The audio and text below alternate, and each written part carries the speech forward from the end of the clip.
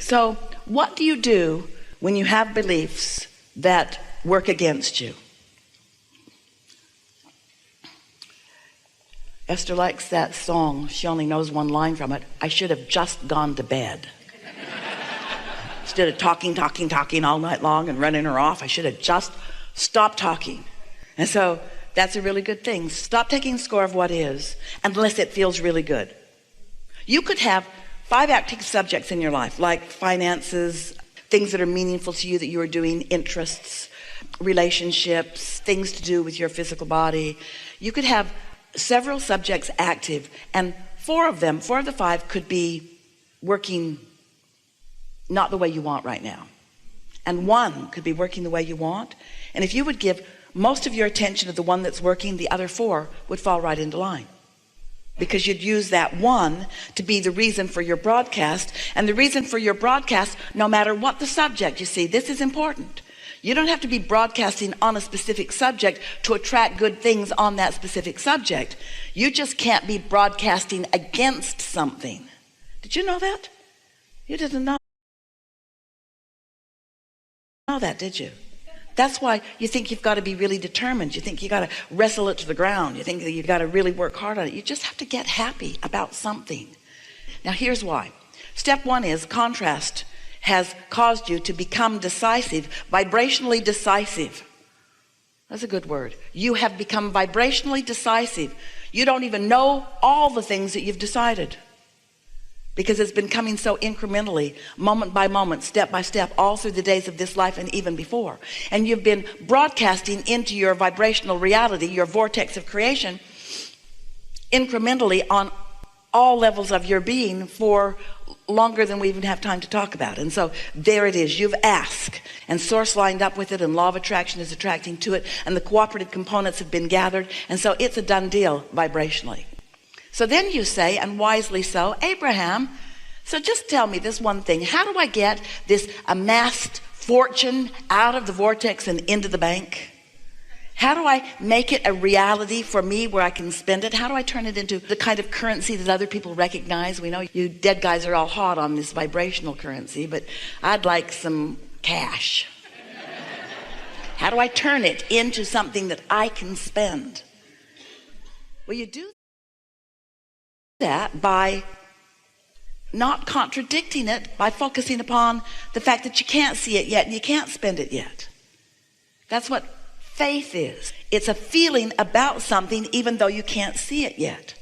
It hasn't translated, it hasn't become vibrationally viable enough that you can translate it through your physical senses. What you see is a translation of vibration. You don't know it because you just do it so easily. What are you doing today? I'm going to go translate some things into vision. I'm looking at that now. I'm looking at that now. You don't do that. You were born vibrationally translating into sight and sound and smell and taste and touch.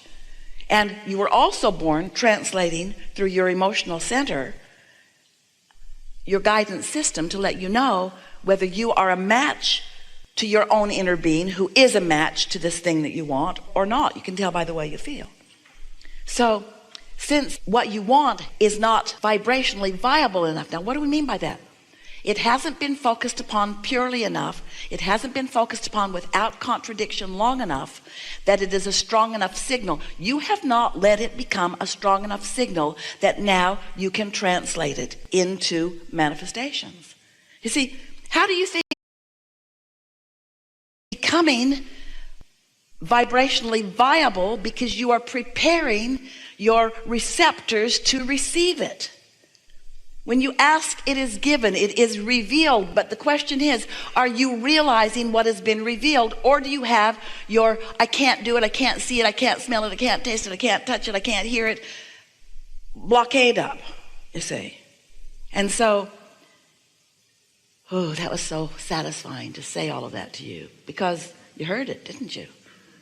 You are the one that translates the vibration into the physical equivalent. So by the time You have put all of this in the vortex, and law of attraction has answered it, and your inner being has stood there with it and has become the vibrational equivalent of it and is broadcasting to you and to the universe a signal about it, and law of attraction is responding to that signal. There is a powerful attraction to the things that you have become.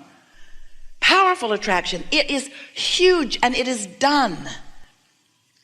And then if you are anywhere in the vicinity of it vibrationally, which means if you're just happy today for some reason, if you haven't remembered not to be happy, in other words, your cork will float. You can hold it under the water, but when you let go, it's going to float back up there. So when you stop doing that thing you do that doesn't let your vibration rise, your vibration will rise. And every now and again, you'll just forget to do something stupid like not let it rise, and it will rise. And for a moment, you'll get a glimpse of something you want, just for a moment. Oh, I want her.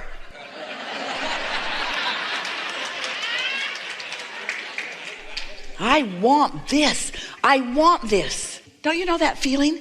When you first translate that vortexual creation into something that is meaningful to you, when that idea hatches in your mind, that's a manifestation. Now, it's not the kind of manifestation you want. You don't just want an idea. Yeah, you do. You want the idea because you got to have the idea, and you got to practice the idea, and you got to become familiar with the idea, and you got to hold the idea. You've got to nurture the idea just like the seed of corn has to be nurtured before it comes into something that you can eat and enjoy. So now you have it. That's the answer to every question. Go away now and live happily ever after.